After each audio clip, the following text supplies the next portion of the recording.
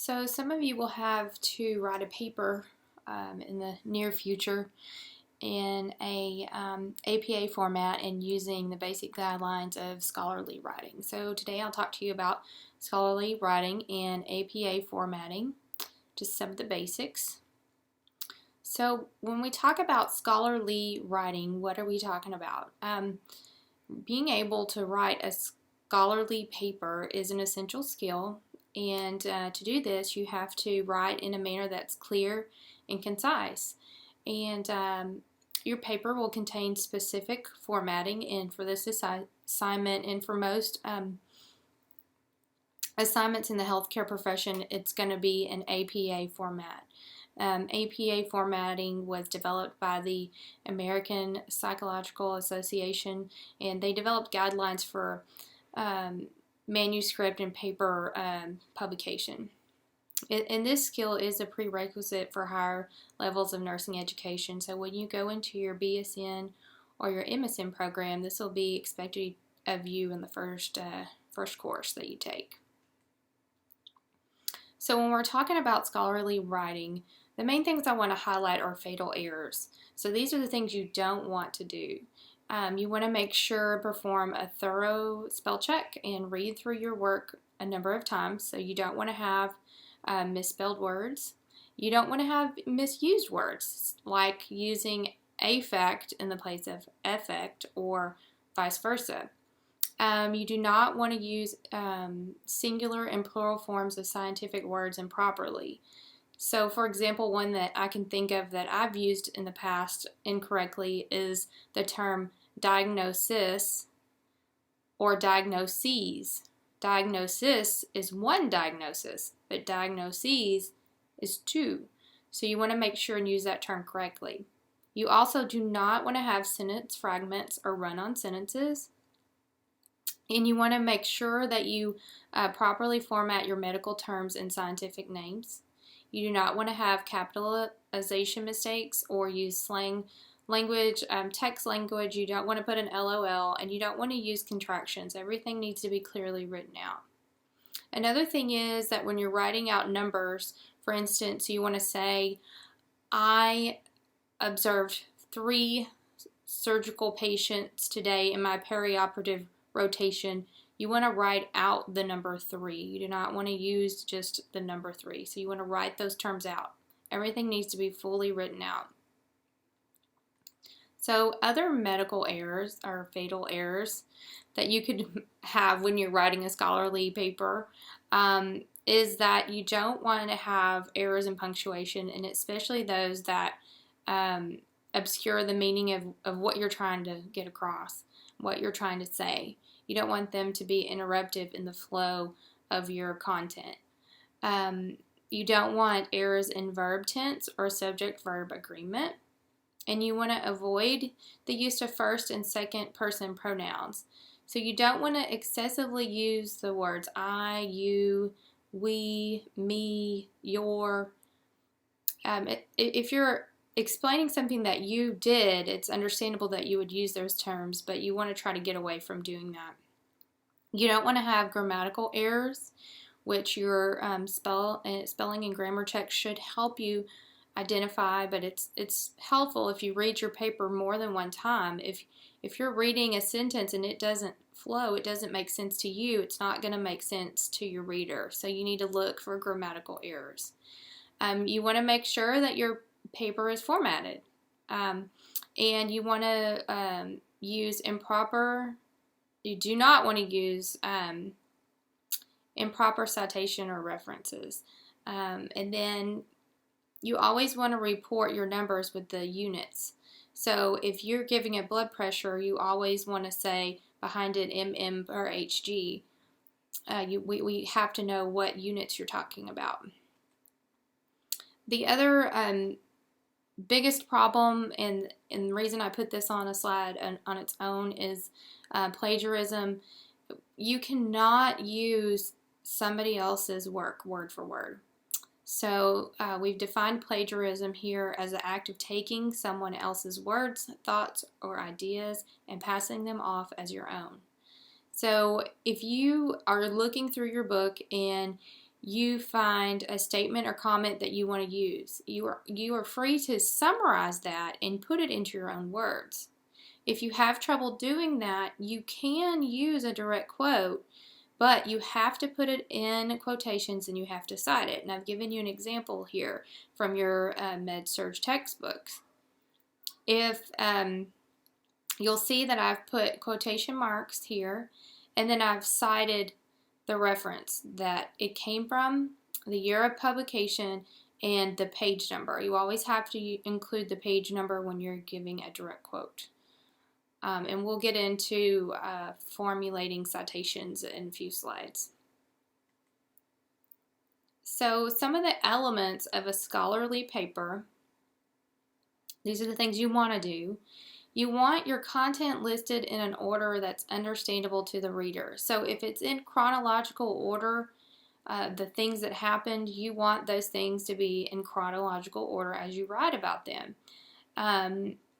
So keep your thoughts in an order that makes sense. And as you read your paper, if they're out of order, you're going to know, and you're going to need to make adjustments.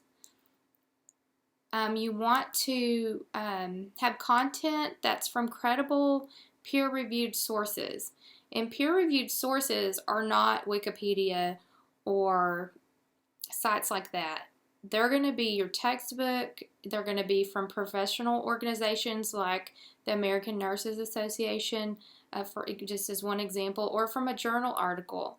A lot of professional organizations publish journals. And in those journals are going to be your practice guidelines and things that you may utilize as you make clinical decisions. So you want to make sure when you're getting information that it's credible. You want to have proper formatting, and you want to arrange your ideas so that they're well thought out, and you want your writing to be concise. And what I mean by concise is you want your writing to be to the point. You don't want to use a lot of extra words or extra sentences just to make your paper longer. It's appreciated in the medical profession, especially if you are direct and to the point and if your statements make sense. Also, we want to know where you got your information. So it's not necessarily based on your opinion, but what people before you have said, credible sources have put out there, the information that's available. So we want ideas to be cited so we know where they came from, and they need to be listed on your reference page, because if you talk about something and I'm interested in an idea or a thought that you've had and you reference a journal article or your textbook, I'm going to go look at that. I'm going to go find that journal article, or I'm going to go look for that page in the textbook and see where you got this idea. So when we talk about proper formatting, we're talking about, in this instance, APA guidelines. And these are some of the basics for APA guidelines. There is a whole manual written on APA guidelines. For this assignment, we're just touching on the basics.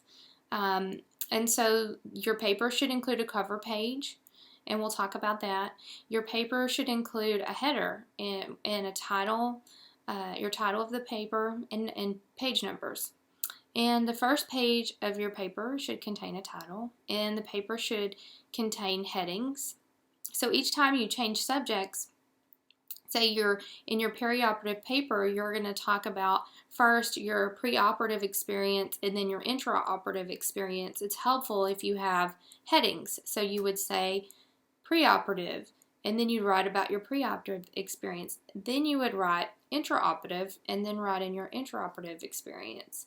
And as we talked about before, your content should be cited within the text. So we know where you got that information. And the last page of your paper will be formatted with a reference list. And we'll talk about all these things individually. So if we're talking about formatting the cover page, which I'll have a short video following this PowerPoint presentation, in formatting your cover page, you're pretty much formatting the whole paper. So as you set up these first few things, this is going to apply to your whole paper. You want your orientation of your paper to be in portrait, and you want your margins to be 1 inch all the way around. So top, bottom, left, and right, 1-inch margins. Then under spacing, you want all of your spacing for your entire paper to be double spaced. And you'll have a header, which I'll show you in the video. And professional papers have, it looks funny, but it says running head so that we know this is your header throughout your paper. This is on the first page only, and it'll say the title of your paper. So if you're writing about the perioperative experience, you would say Experiences in Perioperative Nursing. That would be the title of your paper. On the top of the page also, you'll have a page number as part of your header, and I'll show you that here shortly. All of your information about the title of your paper and who you are and your instructor and the date of your experience will be centered in the middle of the page, and that's part of your components of the title page, which I'll show you. Your formatting of the body of the paper, which you should have done when you set up your cover page, is that you'll have double spacing, and then on your first page you'll have a title that's centered at the top of the page. It is not bolded, it is not italicized, it's just centered at the top of the page. Then as you start to separate your content, you'll do that by headings, and these will be in bold and they'll be flush left, and I'll show you that. So as you develop your content and you make or add new paragraphs, each paragraph needs to be indented. And as you're writing and as you're adding content, you'll want to use your in-text citations. And that's just, as I said before, a way to let the reader know where you got the information. And there are several ways of doing that. I've listed here an example of the two most common. And so the first example is a way of using the author in the sentence. So you're giving them credit within your statement. So the first example I used was, according to Lamone, Burke, and Baldoff, the surgical experience may be divided into 3 phases. So I've given credit to the authors, and then I put the year of publication. So we know when the text was publicized, and it will be easier for us to go back and find that text if we choose to. The second example I gave you is another way to do the in-text citation, which is where you're still using your original thought, but you're just citing it at the end of the text and not crediting them in the sentence per se. So I said the surgical experience may be divided into 3 phases: the perioperative phase, the intraoperative phase, and the postoperative phase. And then it's not part of my sentence, but it is credited there. Another example of in-text citations that you might use or come across is a website. And by website, I do not mean Wikipedia. By website, I mean you may use the website on perioperative nursing to gather content for a perioperative paper. So the example I've given here is the American Nurses Association. And it's essentially the same format as we did the book citation, except that you're using the professional organization as the author. And there's some examples there for you to look at. So when we talk about kind of finishing up your paper, you're going to format your reference page. And on your reference page, you're going to have the title, which is reference, centered at the top of the page. It is not bolded or italicized. It is just typed in normally. And then your references are not numbered and they're not bulleted. They'll just be double spaced, flush left, and there is a hanging indent of 1/2 inch, and I will show you what that looks like and how to do that in your paper. So this is an example of how to list your references. If you're utilizing your Med-Surg book, you can see that I've listed it here for you, and this is how you would format that. But what you do is you list the author or authors' names. So you list their last name first, and you list their first initial, and if a middle initial is present, you would list that as well. And so all the authors will be here. Then you always have a period, and then a parentheses with the year of publication, and a period after that. Then you'll have an italicized book title. And you'll notice that I have not capitalized these letters. They should not be capitalized. Now, if there is a subtitle, which in this case there is, you can capitalize the first letter of that subtitle. But then every word or additional words after that will not be capitalized. Okay, and so after the title, you will list the edition if there is one. If there's not, you don't have to put it. But if there is one, and in this case there is, it's the 5th edition, you would do it just like this, 5th edition. Notice this is not capitalized. You'll have a period behind edition, a parentheses, and then a period behind that. And then you will list the city which the book was published, or the where the publisher is.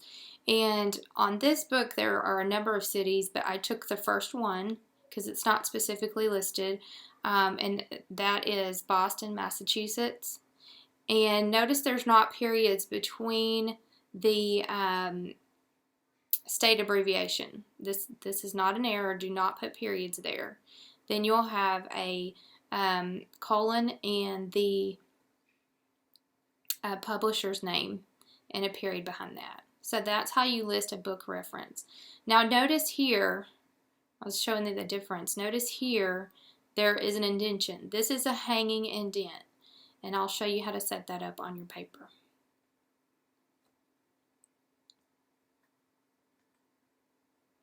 This is how you would list the website. If you got information from a website, it would be the American Nurses Association, and then the year that the website was updated, and a period behind that, and then the title of the page, web page you were on. So for what I referenced earlier about the American Nurses Association as the in-text citation, the Code of Ethics for Nurses was the title of the website.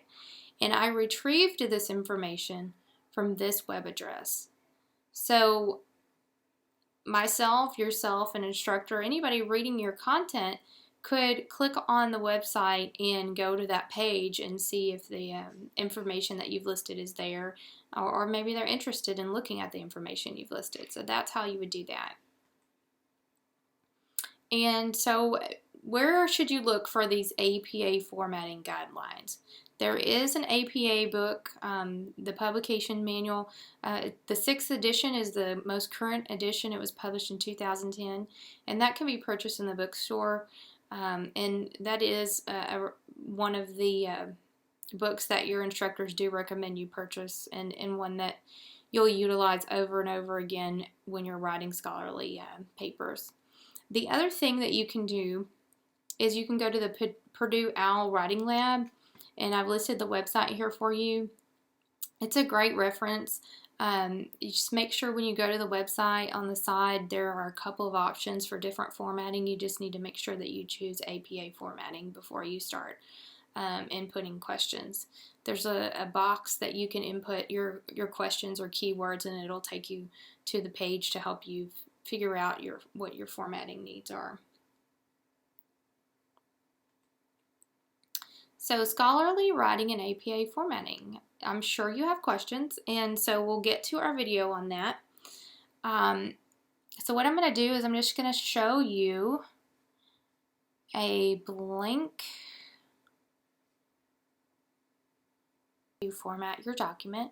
So what I'm doing is I'm just starting with a fresh Word document.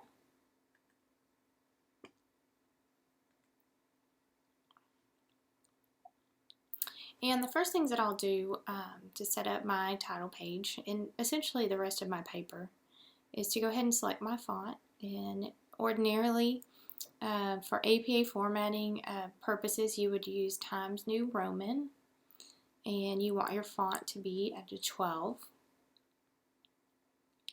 You'll want to look at your paper layout, so your orientation will be portrait.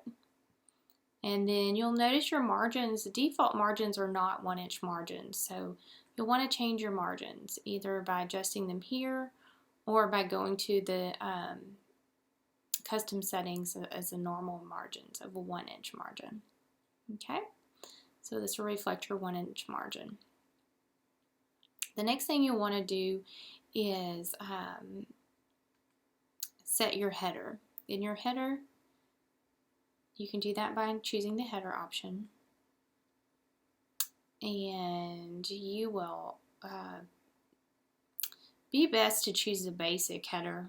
There's lots of options, but this is the easiest to use. And under your header footer options, your first page is going to look different than the rest of the pages. So I'm just going back through and checking that box, because your first page is going to look like this. It's going to say running head, and then you'll put your title, and we'll just say and the title is going to be all caps. We'll just say we're going to call it the Perioperative Experience. Okay, we don't need this one because nothing goes in the middle. And then on this outside, we're going to put our page number. And if you have options that come up for your page number, you want your page number at the top of the page and you want it flush right. So this is what your header will look like on your first page only. So you'll close that. Then we want to make sure, as we're typing content on the title page and in the additional pages, that our document is double spaced. So you can use the little short icon here and hit 2, or you can go under formatting and paragraph and go under spacing and click double and OK. Okay, so now we're ready, and the orientation of our title and all of our information is in the center of the page, about a third of the page down. So the first thing that you'll put is your title, which we determined would be Perioperative Experience. Then you'll list your name, your instructor's name, the date of your rotation,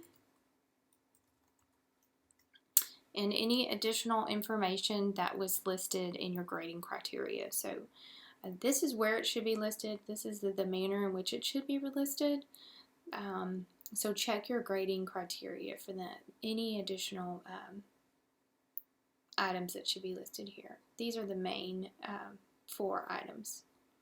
Then you will insert a page break, and that'll take you to your second page. Now remember, our header, we said the first page was going to be different than the second page, so now we will fix that. So our header here will just be our title in all caps.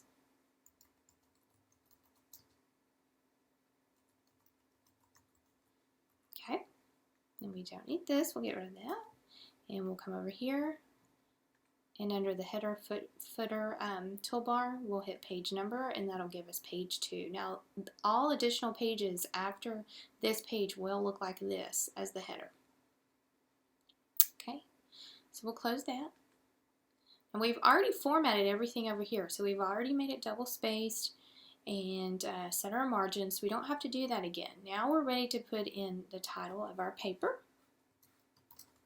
which is Perioperative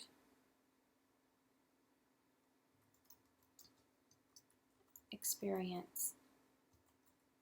Okay, notice it's not bolded, it's not italicized, it's not underlined, it's just simply typed in. Okay, we'll return, we'll drop down 1 space, and then we will go to flush left. Okay, And this is where you'll start your content. And your content is going to be divided by headings. And for your first heading, I believe it's client summary. So this is where you'll be telling about your client, what their diagnosis is, what surgery they're having, what their vital signs were, any pertinent information that we need to know about your client. That's where you're going to put it here. Okay, so you would come here, you tab, and you would start your patient summary. So HP, oh, we don't want that bolded. Take that bold off. HP is a 65-year-old. Okay, remember what I said about numbers. Numbers should be spelled out. So, 65-year-old male who is having surgery today or with a history of bladder cancer. HP is having a, let's say, what's he going to have? A cystoscopy today that is being performed by Dr. B. Okay, so that's kind of things you want to put. HP's vital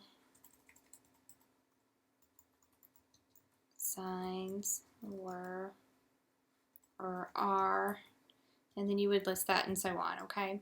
So your next heading is going to be hopefully chronologically the different phases of the perioperative experience, but if you don't get to experience them all on the same day, it might be different. But so your first, if you were going chronologically, your first heading under client summary would be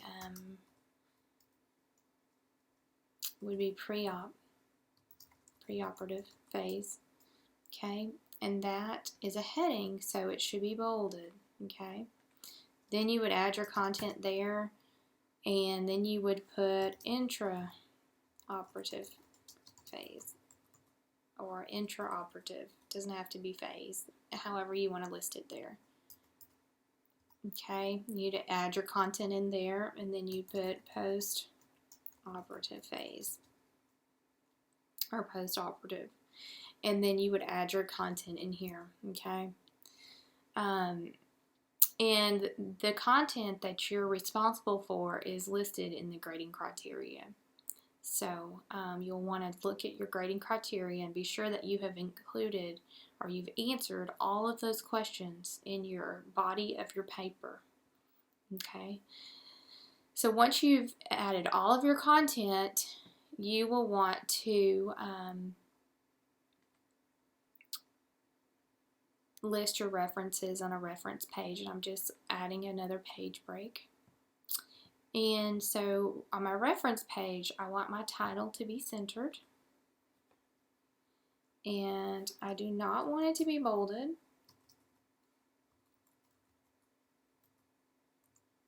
Okay, I don't want it to be bolded, I don't want it to be italicized, I don't want it to be underlined. It just needs to be simply typed. Okay, then to start adding your references, you'll go to just flush left. And just to show you how you would reference your med-surg book, you may use your med-surg book, your drug book, your IV drug book, any peer-reviewed source, any credible text that helps you prove your stance or provide information on the content. So to reference your med-surg book, we would put the last name of the first author listed on the book, her first initial and middle initial if it's listed. In this case, it's not. the next author and her first initial. There's no middle initial. An and sign. Of course, I'm putting commas in there to separate all this. An and sign, and then the last author. Then put the year of publication, and you can find it's either the year of publication or the copyright date. It's usually in the first 1, 2, 3 pages of the textbook. And this text was published in 2011, and I'll put a period behind that, close parentheses. And then I'll start my title of the book, which should be in italics. The title of the book is Medical Surgical Nursing. And then there's a subtitle, Critical Thinking in Patient Care. Okay? And I'll take my italics off because I'm not going to use that anymore. You'll notice that when I'm typing the title of the book out, the first letter of the title is capitalized and the first letter of the subtitle is capitalized. All the additional words are not capitalized. Okay. Then if there is an edition on the book, in this case it's the 5th edition, you'll list that and put a period behind that. Then we want to know where the book was published. And if I'm just looking through the book, there is no one specific city. There are a number of cities listed on the title page of the book, and we will just take the first city that's listed, which is Boston, Massachusetts. Now notice I'm not putting periods in between my state abbreviation. You don't do that here. And then you'll put a colon after that state, and then you'll list the publisher, which is Pearson, and then you'll put a period. Okay, so you'll notice we talked about earlier, we talked about a hanging indent, and this is not a hanging indent. So to do that, we're going to indent this, okay? You have to do a special formula here. So you'll go to Format and Paragraph. Now, we've seen this box before when we did our spacing, right? So to do the hanging indent, you're going to do Special and Hanging, and then it'll automatically, usually by default, pulls up 1/2 inch. If it doesn't, you just need to put it in. Type it in 0.5, okay? And it'll show you what it's going to look like down here. Click OK, and it applies it to your paper. Now, if you've typed out all your references, you could just highlight them all and then hit Paragraph and then do your indentation in it, and it'll do it to all of them, okay? So this is how you do the hanging indent. This is how you set up your reference page. If you have any questions about how to set up your paper, feel free to ask myself or one of your instructors. And good luck on your perioperative paper.